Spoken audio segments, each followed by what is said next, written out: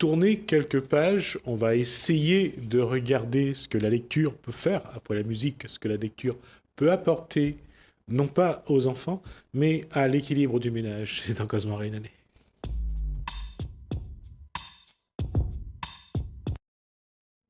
Koulousou Malibou, bonsoir. Bonsoir Jesmi. Kelly Doyen est déjà morte de rire. Oui, souriante. Bonsoir. Bonsoir. Alors, on parle de livres.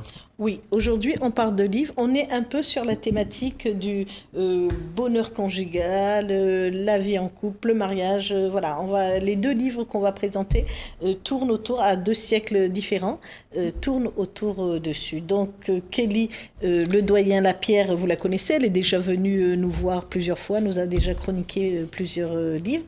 Et aujourd'hui, elle nous revient avec le bonheur conjugal. Oui, alors le bonheur conjugal de Tahar Ben Jelloun. Voilà, donc un écrivain marocain. Alors, le petit synopsis en fait de ce livre, au titre évocateur. L'action se passe donc à Casablanca dans les années 2000. Voilà, et c'est l'histoire d'un peintre connu qui un jour se retrouve en fait dans un fauteuil roulant suite à une crise disons cardiaque. Voilà. Et à partir de ce moment-là, il va faire donc une auto-analyse de sa vie et en particulier de sa vie conjugale. D'où le titre évocateur, le bonheur conjugal. Ouais. Et ça lui arrive à quel âge? Il a à peu près quel âge notre protagoniste? Il a aux alentours de la 50aine. Voilà. Oui, un bel âge pour se remettre en question. Se remettre en question, d'autant plus que, en fait, il s'est marié avec une dame donc, qui est issue d'un milieu social modeste, un milieu où on n'adhère pas du tout à tout ce qui est l'art. Voilà. Et c'est aussi donc un mariage qui est désapprouvé par les deux familles. Oui, on est à Casablanca. On est à Casablanca. Et donc, dans cette société, en fait, Tahar Ben Jelloun, il interroge le mariage. Voilà, en fait, l'institution du mariage dans la vie de couple. C'est-à-dire, comment est-ce qu'on aurait pu éviter le désastre de ce mariage dans une société qui valorise le mariage comme en fait une validation de la vie de couple. C'est une institution, le mariage, quelle que soit la société, le mariage est une institution. C'est même une entrée dans la vie de manière avec tambour et trompette. On entre dans la vie, la femme habillée de blanc, généralement l'homme est habillé de noir dans les sociétés occidentales. La question est, quand Kelly Audrien dit comment on aurait pu éviter ce qui est un échec, en fait. Oui, c'est un échec. Mais c'est pas le mariage qui est un échec. C'est la relation humaine qui est un échec. Exactement, parce qu'à l'intérieur, en fait, on se rend compte que c'est un couple qui s'aime, mais qui a du mal ces deux êtres, en fait, qui ont du mal à se rencontrer.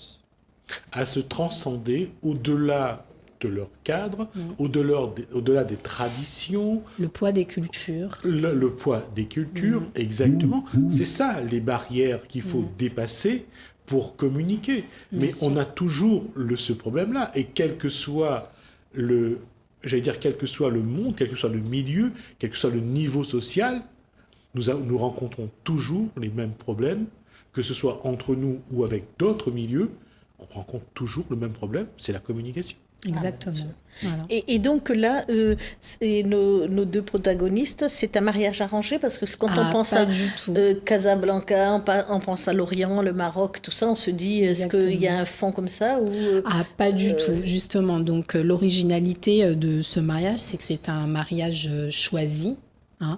Le peintre, c'est quelqu'un justement qui a décidé, contre l'avis de sa famille, donc de se marier avec cette jeune demoiselle qui est issue d'un milieu rural.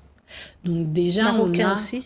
Pardon ? Ils sont tous les deux d'origine ou Oui, mais lui, c'est quelqu'un donc qui vient de la ville, donc d'un milieu citadin, et elle donc d'un milieu paysan. D'accord. Et donc, on voit que lui, malgré justement le fait qu'il soit peintre, qu'il a quand même des moyens. Exactement. Qu'il est issu d'un milieu aisé. Aisé, exactement. Et puis, il a quand même cette capacité à avoir une ouverture d'esprit, c'est un peintre, tout l'univers artistique. Et en fait, on s'aperçoit qu'il est complètement démuni face à ce mariage parce qu'il s'aperçoit qu'il y avait déjà des détails, il y avait déjà des indices qui l'orientaient vers ce désastre-là, en fin de compte. Mais ce n'est pas dit comme ça, hein. Dans les 3/4 en fait du bouquin, c'est assez romancé parce qu'on a sa version donc du mariage où il excuse ses nombreuses aventures, hein, comme inspiration face à son art. Il dit clairement que sa femme était complètement ne comprenait pas en fait son langage artistique. Et après... C'est pas seulement le langage artistique. Oui. Quand on communique, si on parle chacun avec un langage différent, elle est issue par exemple d'un milieu plutôt aisé, en face, et la personne est issue d'un milieu très modeste, oui, on ne parle pas le même oui. langage. Je veux dire que, suffit de prendre... imaginez vos parents ou vos grands-parents, lorsqu'avant ils parlaient, Oui. et aujourd'hui, on n'utilise plus les mêmes mots. Ouais, Quand ils disaient un gombelot, quand ils disaient... Oui, on n'avait pas les mêmes codes, on ne mettait rien, on ne pas les parlait mêmes pas choses de la même derrière. façon. Son problème à lui, c'est pas les éléments, c'est qu'il ne parle pas le même langage de sa femme, et sa femme ne parle pas son langage. Et ils n'ont pas fait l'effort de trouver un langage commun. Exactement. Et justement, c'est ça. C'est-à-dire que toute la deuxième partie donc, du livre, la femme donc va donner sa réponse, une réponse cinglante, une réponse sanguine, parce qu'elle répond avec ses tripes. Et je vous avoue que la réponse, elle est assez fatale, hein, parce qu'elle y va vraiment, enfin, il va pas avec le dos de la cuillère. Hein, alors, je ne vais pas déflorer le sujet, mais quand si cette femme s'exprime à ce moment-là, ces mots ne peuvent être que durs, oui. Parce que c'est un milieu où les mots ne sont pas aussi, j'allais dire, pas tranchés, mais on met la forme, on met les comptes. Non, là on dit les mots bruts, à l'état brut, et quand ça part, et quand ça touche. Exactement. Et puis les conceptions de l'amour ne sont pas les mêmes. Parce que lui, ses infidélités, et pour lui, sont excusées finalement. Oui, ça fait partie son point de vue. Voilà, et alors que pour elle... Ah non, elle le dit très bien dans le bouquin. C'est pas une question d'amour pour elle. C'est une question de respect. Exactement. C'est pas la même chose. Exactement. C'est exactement ce qu'elle dit. Elle le dit très bien. Elle dit qu'elle avait maintes fois l'occasion justement de faire la même chose que son mari lui faisait subir, mais donc elle était trop empreinte de des comme traditions. elle est issue d'un milieu modeste, ce qui lui reste, c'est ses valeurs. Si elle perd ça, elle se perd. Elle perd tout. Ouais. Exactement. Elle perd tout, évidemment. Et justement, le génie de Tahar Ben Jelloul, c'est de nous laisser notre propre opinion. C'est-à-dire qu'on a la version du peintre, artiste, et du mari, et on a la version donc de la femme qui avait un idéal de mari, de mariage. Et en fait, on ressort du livre avec nos interrogations. C'est la remise en cause est systématique pour une simple raison. Parce que l'homme a, pour lui, un cadre de vie, surtout puisqu'on est dans un pays musulman, le Maroc, l'homme a une prédominance, j'allais dire, de civilisation sur la femme. Et la femme, elle doit être irréprochable. Il ne faut pas qu'il y ait un doute sur sa fidélité, sur son comportement, et surtout quand on est issu d'un milieu modeste. On doit vraiment montrer l'exemple. Et là, la femme a choisi, l'homme a choisi. Et la femme en souffre. Oui. Alors, on va enchaîner sur Belle Amie. Donc, Maupassant. Oui, Maupassant, Belle Amie. Donc là, on quitte le XXe siècle, on fait un bond en arrière au XIXe siècle. Avec Maupassant, on le connaît pour ses nouvelles. Hein. On connaît beaucoup plus pour ses nouvelles que pour ses romans. Mais là, dans Belle Amie, il raconte l'histoire de ce jeune homme, Georges Duroy. Georges Duroy, qui va chercher à s'enrichir, mais à chaque fois en s'appuyant sur une femme. Il va choisir bien ses femmes, et Alors, puis après... Ciblé.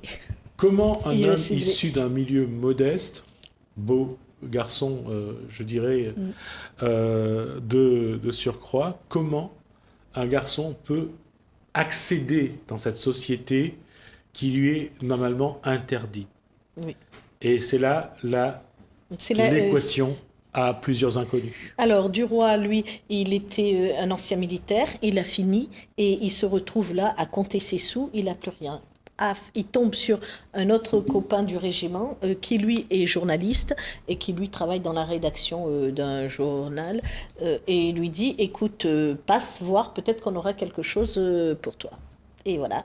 Et donc, ça commence comme ça. Et il arrive. Bon, ben, lui, il sait pas trop écrire. On lui dit, écris la vie de ta dernière campagne au Maroc, écris-le. Bon, c'est pas facile d'écrire. Et puis, finalement, il va s'appuyer déjà sur la femme de son ami pour écrire son article. Et ensuite, elle-même, elle la pousse vers Madame de Marelle, qui va devenir son amant. Et ainsi de suite, il va rebondir en bien mettant l'accent sur les femmes. Alors, bon, on n'aime pas. C'est un fin sûr. stratège. Alors, c'est la question, on rappelle l'époque de l'histoire, 19e siècle. D'abord, c'est l'image de la femme. On voit dans son livre qu'il a intitulé Une vie, cette jeune femme qui sort du couvent pour épouser quelque Exactement. chose. C'est là encore, on voit le regard de Guy Maupassant qui critique la société. oui. Exact. Pourquoi la Maupassant, femme c'est quitte le couvent à 18 ans pour se marier? Se marier. D'accord? Là, c'est pareil. Il va critiquer un jeune homme qui veut réussir et la femme qui, bien placée dans la société, Exactement. va se servir Va se de servir. lui autant que lui va se servir de la femme. Et puis là-dedans, on voit bien la place de la femme qui est encore sous tutelle. Parce qu'à un moment, même quand c'est la femme qui touche un héritage, parce qu'un ami lui a délégué des sous, lui, il lui dit je veux la moitié. De toute façon, tu ne pourras pas le toucher si je ne signe pas. Si je ne vais pas à la banque avec toi et que je ne mets pas ma signature, tu n'auras pas les sous. Et cette posture-là, du 19e siècle, il faut attendre 1964 en France pour que la femme ait le droit d'ouvrir un compte à son nom. Son nom, exactement. 1964. C'est tard, Ça hein. veut dire que, imaginez-vous, en France, en 1964, la femme n'avait pas le droit, n'existait pas chez le banquier. Et ça montre à quel point notre société, elle n'a pas aussi évolué que ça. Ah bah oui, il a fallu attendre 1945 quand même Oui, pour que et- les vote. femmes aient le Ouais. droit de Pour le vote. droit Donc de c'est vote. assez Et significatif. d'ailleurs, Madame Forestier, là, donc c'est elle qui écrivait pour son mari, donc qui ensuite est tombée malade et qui a arrêté d'écrire. Ensuite, elle devient la femme du roi. Elle va écrire pour lui. En fait, elle écrit toujours pour quelqu'un. Et bon, plus tard, elle écrira parce qu'elle relance un autre jeune. Elle écrira, mais elle est totalement effacée. Alors, certains reconnaissent son style. Ils se disent, tiens, c'est bien le style de Forestier, de Duroy, et voilà encore ce jeune, il a le même style. Mais voilà, c'est difficile cette place. Hein. Et si on regarde les divers écrits de cette époque, on voit bien que c'est un monde factice. Totalement. On vit dans ce qui n'est pas vrai. Oui. Oui. Bah, il y a Oui. le père Goriot, hein, c'est Ah bah. significatif. Hein, Oui, de là aussi. Balzac. Je veux dire, le pauvre homme, il se tue pour ses... Oui, c'est vraiment ça. Ouais, Il se tue pour ses filles. Oui, pour et que puis il les finit filles aient un statut et finalement il finit... dans les cages d'escalier, là. Exactement. Sous les cages des ouais, escaliers. c'est assez significatif, c'est glauque hein, comme le 19e siècle. Et C'est assez glauque. quand on relit, bon là c'est un petit peu plus, un peu avant, Les femmes savantes Oui, de Molière. Molière, ouais. Là c'est vraiment de l'hypocrisie. Exactement. Donc oui. montrer que pour exister, il faut avoir une façon d'être. Oui. Donc les femmes ont toujours essayé ces stratégies-là pour revenir sur les stratégies, pour exister dans cette société. C'est très difficile. Et notamment même le droit des votes. Hein. On l'a eu quand, le droit des votes? On l'a eu très tard. Hein. 1945, voilà. Ouais. Au XXe siècle. Oui, on a eu très tard ce droit de vote. Donc, là-dedans, bon, il y a un peu de politique, hein, un peu de politique de l'autre, parce qu'il va finir débuter. Donc, voilà, ça tire un peu. On montre, Guy de Maupassant montre la place de la femme dans la société, mais c'est encore une fois, cette place-là, elle n'est pas figée, elle n'est pas sûre. Elle est versatile en fonction du mari, de la dame. Oui, exactement. Et pour Le Rouge et le Noir Stendhal. de Stendhal, c'est là encore, c'est quelque chose de particulier. Donc, là, c'est peut-être un peu plus dit.